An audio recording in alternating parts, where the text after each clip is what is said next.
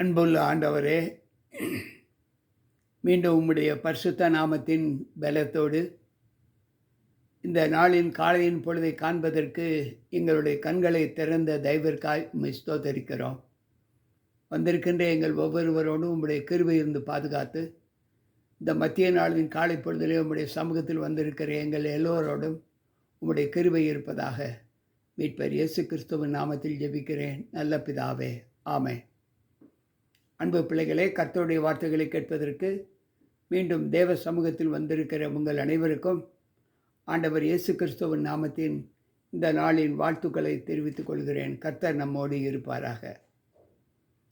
வேதாகமத்தில் இன்றைக்கு நாம் தியானிக்கக்கூடிய ஒரு முக்கியமான ஒரு சத்தியம், எதை நம்மை விட்டு அகற்ற வேண்டும் என்பதை ஆண்டவர் நமக்கு சொல்லிக் கொடுக்கிறார்.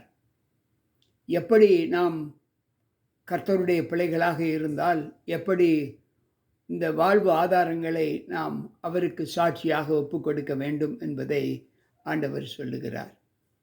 அதற்கு தேவன் மீது வைத்திருக்கிற நம்பிக்கை, அவருடைய பிள்ளைகளாக இருக்க வேண்டும் என்று விரும்புகிற குணலட்சணங்கள், இவை இரண்டும் மிக மிக அவசியமாக காணப்படுகிறது.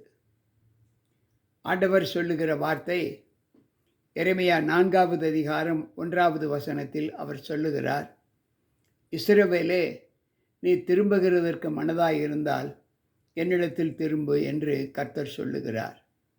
நீ உன் அருவருப்புகளை எல்லாம் உன்னை விட்டு என் பார்வை நின்று அகற்றி நீ இனி அலைந்து திரிய மாட்டாய் என்று சொல்லுகிறார். அன்பானவர்களே, இந்த வார்த்தையை நமக்கு சொல்வது என்னவென்றால், நீ மனம் திரும்ப வேண்டும், உன்னுடைய வாழ்க்கை நீடித்திருக்க வேண்டும், நீ நரகத்திற்கு செல்லக்கூடாது என்று நீ நம்பினால், விரும்பினால் அல்லது ஆர்வம் கொண்டால் நீ என்னிடத்தில்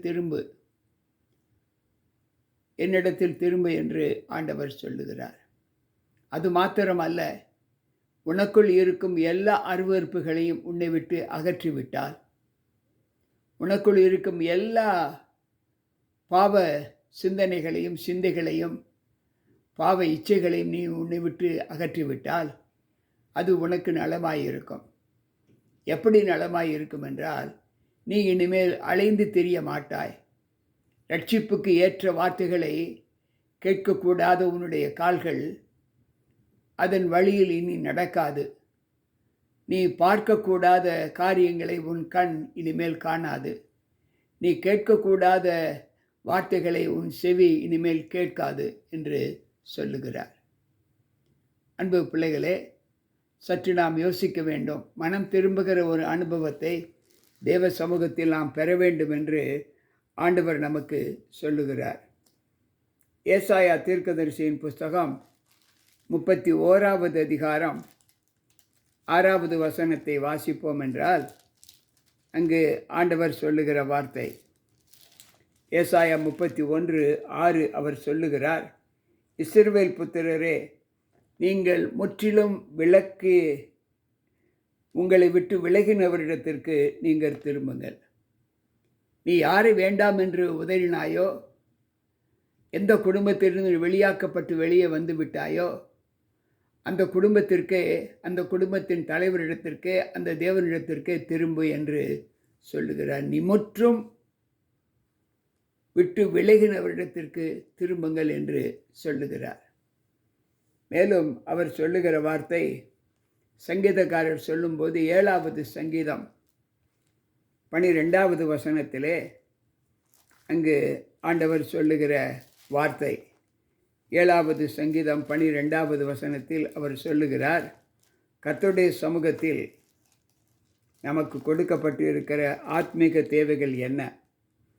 7வது சங்கீதம் 12வது வசனம் சொல்லுகிறது, அவன் மனம் திரும்பாவிட்டால் அவர் தம்முடைய பட்டயத்தை கருக்காக்கி அவர் தம்முடைய வில்லை நாணேற்றி அதை ஆயத்தப்படுத்தி இருக்கிறார். நீ உன்னை விட்டு விலகினவரிடத்திற்கே திரும்பு என்று சொல்லப்பட்ட அந்த வாக்கியத்தில் ஏசாயா 31:6 படித்தோமே, அந்த வாக்கியத்திற்கு இணங்க நாம் மனம் திரும்பாவிட்டால் அவர் தமது பட்டயத்தை கருக்காக்குவார் என்று சொல்லுகிறார். அன்பு பிள்ளைகளே, சற்று யோசித்து பார்ப்போம். இதே எரேமியாவின் புஸ்தகம் 7வது அதிகாரம் 16வது வசனத்தை வாசிப்போம் என்றால், நீ இந்த ஜனத்துக்கு விண்ணப்பம் செய்ய வேண்டாம், அவர்களுக்காக மன்றாடவும் கெஞ்சவும் வேண்டாம், என்னிடத்தில் அவர்களுக்காக பரிந்து பேசவும் வேண்டாம், நான் உனக்கு செவி கொடுப்பது இல்லை. அன்பு பிள்ளைகளே, ஆண்டவர் சொல்லுகிற வார்த்தை, இந்த ஜனத்திற்காக நீ மன்றாடவோ கெஞ்சவோ வேண்டாம். ஒருவேளை உன் குடும்பத்தாராக இருந்தாலும் உன் இனஜன பந்துக்களாக இருந்தாலும் அவர்கள் செய்த இந்த தவற்றுக்காக என்னிடத்தில் விண்ணப்பம் பண்ண வேண்டாம், நான் கேட்க மாட்டேன் என்று ஆண்டவர் சொல்லுகிறார். சற்று யோசித்து பார்ப்போம். நம்முடைய வாழ்க்கையில் நாம் தேவனுக்கேற்ற குணங்களை எப்படி ஏற்றுக்கொள்கிறது என்பதை யோசித்து பார்த்தால், அன்பு பிள்ளைகளே, நாம் தேவனுக்கு உகந்த ஒரு வாழ்க்கையினை வாழ்ந்து காண்பிக்க தேவ சமூகத்தில் நாம் எப்படியெல்லாம் நம்மை ஒப்புக் கொடுக்க வேண்டும் என்கிற ஒரு அனுபவத்தை நாம் பார்க்கிறோம். இங்கு ஓசியாவின் புஸ்தகம் 7வது அதிகாரம் 16வது வசனம் சொல்லுகிறது, திரும்புகிறார்கள், ஆனாலும் உன்னதமானவரிடத்திற்கு அல்ல, மோசம் போக்குகிற வில்லை போல் இருக்கிறார்கள், ஆனாலும் அதிபதிகள் தங்கள் நாவினுடைய உக்கரகத்தை நிமித்தம் பட்டயத்தால் விழுவார்கள், இதுவே எகிப்து தேசத்தில் நிமித்தம் அவர்களுக்கு வரும் நிந்தை என்று சொல்லுகிறார். அவர்கள் மனம் திரும்பினாலும் உன்னதமான ஒரு இடத்திற்கு அல்ல, மறுபடி மோசம் போக்குகிற பிள்ளைகளிடத்திற்கு அவர்கள் திரும்புகிறார்கள் என்று வேதம் சொல்லுகிறது. எனக்கு பிரியமான தேவ பிள்ளைகளே, சற்று நம்முடைய வாழ்க்கையில் தேவனுக்கேற்ற உகந்த குணங்களை நாம் எப்படி ஏற்றுக்கொண்டு இருக்கிறோம் என்பதை யோசித்து பார்ப்போம்.